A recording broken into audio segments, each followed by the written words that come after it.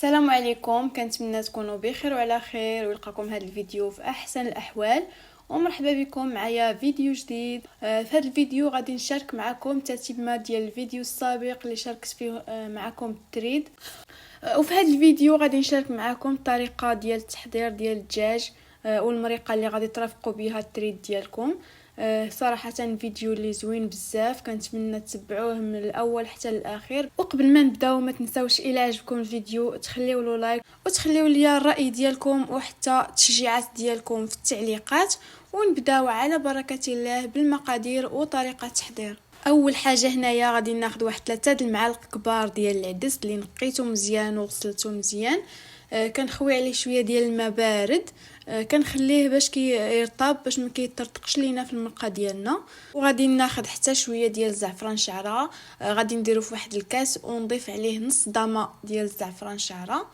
وغادي ندير عليه الماء اللي كيكون سخون باش كيطلق داك الجهد ديالو. وغادي نخليه جانبا على ما كنوجد التوابل اللي غادي نشرمل بهم الدجاج. في واحد الزلافه غادي ندير واحد 3 ديال الضروس ديال الثومه، غادي نبريسيهم مزيان او لا ممكن تحكوهم الحكاكه رقيقه. غادي نزيد عليهم معلقه صغيره ديال الملحه تكون ممسوحه، معلقه صغيره ديال الخرقوم البلدي، معلقه صغيره ونص ديال سكينجبير، نصف ملعقه صغيره ديال الابزار. وكنضيف عليهم داك الخليط ديال الزعفران شعره والضويمه. وكنخلط جيدا هاد التوابل حتى كيندمجوا مع بعضياتهم. من بعد غادي ناخذ هذيك الدجاجه اللي غادي نستعمل، غادي نشرملها مزيان بهذيك الشرموله اللي وجدت. غادي نحاول انني ندخل فيها داك الشرموله من الداخل ما بين الفخاد وما بين الجلده حتى تساليو الكميه ديال الشرموله اللي عندنا، باش هكا الدجاج ديالكم كيجيكم بنين وكيجيكم شارب هذيك التوابل كامله. غادي ناخذ حتى واحد الموس، غادي نخشيه هكا في الصدر باش كيدخل لداخل. وغادي ناخذ حتى شويه ديال داك الشرموله اللي عندي، غادي نخويهم في داك البلاصه اللي خشيت فيها داك الموس باش هكذا كيجي حتى داك الصدر بنين وشارب داك التوابل.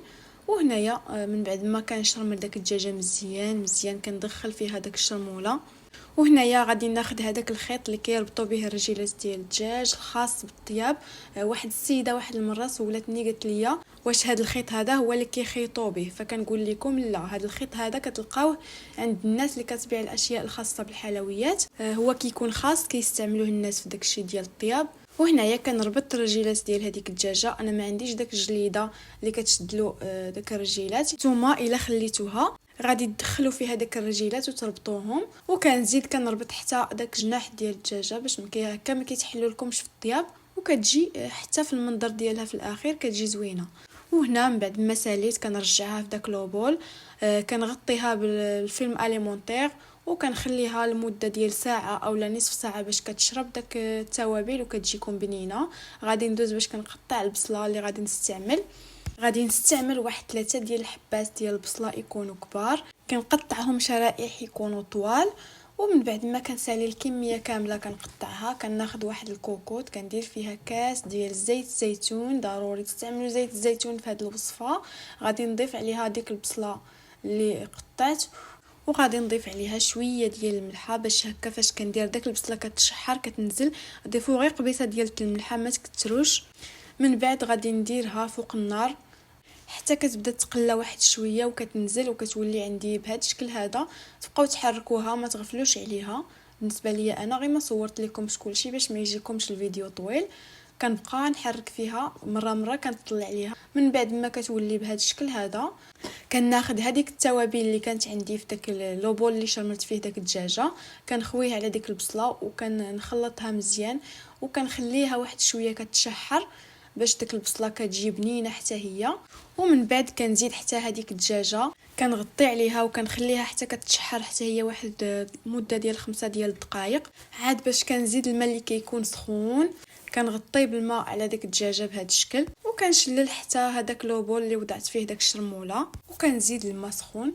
الجهد اللي يغطي ليا داك الدجاجه كنزيد هنايا ربيطه ديال القزبور ومعدنوس، واحد الثومه اللي كتكون صاينه اللي غسلتها مزيان، وواحد المعلقه صغيره ديال راس الحانوت، وكنزيد واحد المعلقه صغيره ديال السمن مش عامره بزاف على حسب السمن اللي عندكم واش قاصح ولا ما قاصحش. وهنا غادي نخلط بالمعلقه بهذا الشكل هذا باش كلشي كيندمج ليا مع بعضياته.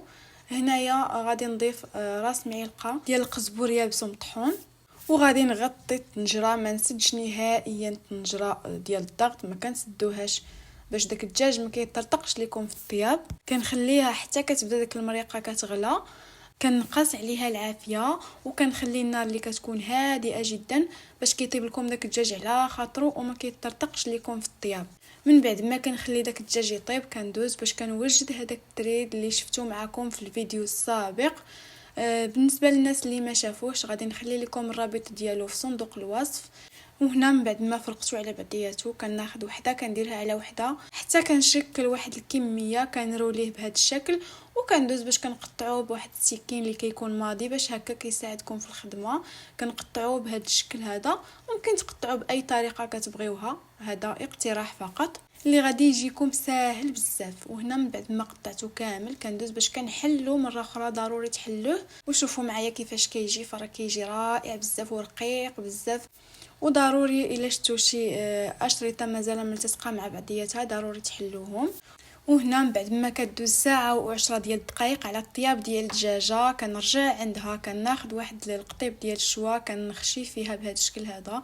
الا خرج لكم الماء فعرفوا الدجاج ديالكم مازال ما طايبش، والا خرج لكم داك القطيب ناشف وما تبعوش لا دم لا ماء صافي الدجاج ديالكم كيكون طايب. باش تاكدوا ذوقوا شويه من الصدر وحتى من الفخذ غتلقاوه كيذوب في الفم وصافي. غادي نطفي عليه البوطه هنايا وغادي نخليه حتى يبرد واحد شويه عاد باش كنزول داك الدجاجه باش كتبقى ليا صاينه. وهنا غادي ناخذ واحد المعلقه كبيره ديال الحلبه، غادي نوضع ليها شويه ديال الماء من بعد ما نقيتها مزيان وغسلتها. غادي نديرها فوق النار حتى تغلى واحد المده ديال 2 دقائق باش هكا كيتحيد من هذاك الجهد وما كتجيش حاره في الاكل. من بعد ما كتشوفوا داك الماء ولا صفر بهذا الشكل هذا كتحيدوها وكتصفيوها في واحد الصفايه وكتخليوها تتقطر. وغادي ندوز عند هذيك الدجاجه غادي نصفيها من داك المريقه، غادي نحطها في واحد الطبسيل حتى تستقطر وكتبرد مزيان كتولي شاده في راسها. غادي نحيد حتى هذيك الثومه وغادي نحيد حتى هذيك الربيطه ديال القزبور ومعدنوس. وفي هذه المرحله غادي ناخذ شويه من هذيك البصله غادي نديرها في واحد الصفايه وغادي نمعكها مزيان بالمغرف اولا بشي معلقه حتى كتولي عندي داك البصله على شكل بيوري بهذا الشكل هذا. وكننزلها في داك الطنجره باش هكذا كتجيني داك المريقه خاتره. وغادي ندير غير واحد شويه ديال البصله اللي غادي ندير لها هذه العمليه هذه ماشي البصله كامله. فالمريقه ديال التريد فراه كتبغي ان داك البصله تبقى فيها باينه. وغادي ناخذ هذيك الحلبه من بعد ما استقطرت جيدا غادي نضيف منها معلقه كبيره وغادي نضيف حتى هذاك العدس اللي وجدت معكم في الاول بعد ما صفيته واستقطر جيدا من داك الماء اللي كيكون فيه.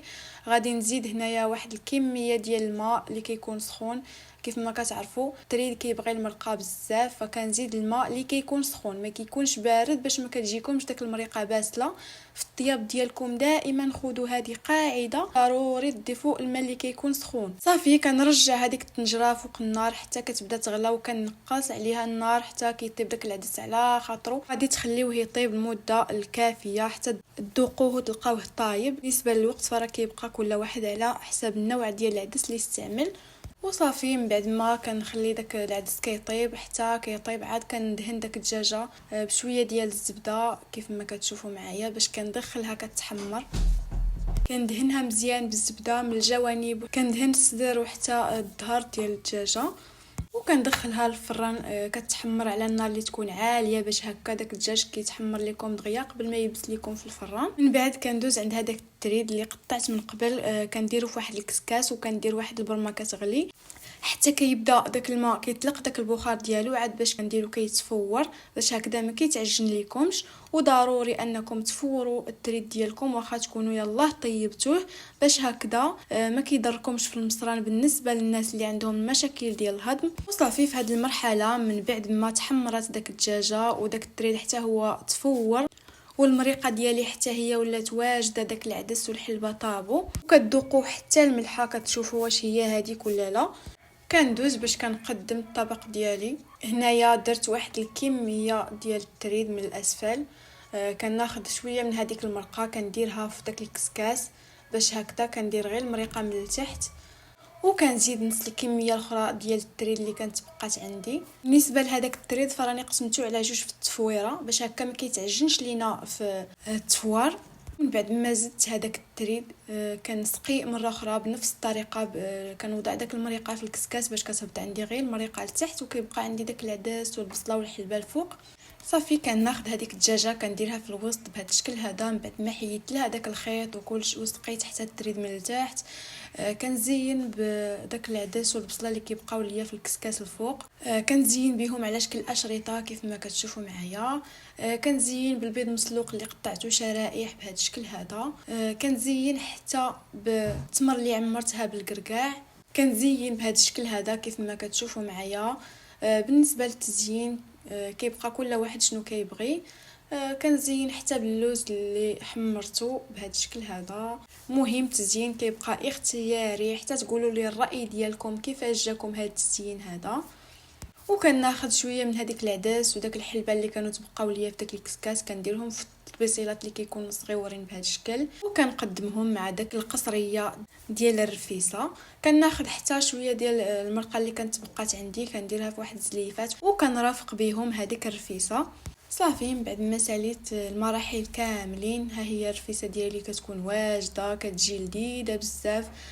كنتمنى تجربوها ولا جربتوها غادي تنال الاعجاب ديالكم. وهنا خديت حتى هذيك الثومه كنزين بها حتى هي بهذا الشكل هذا من الفوق حتى هي كتكال. ووصلنا للنهايه ديال الفيديو. كنتمنى يكون نال الاعجاب ديالكم وما تنساوش الى عجبكم تخليوا لي لايكاتكم وتخليوا لي الاراء ديالكم والتشجيعات ديالكم في التعاليق.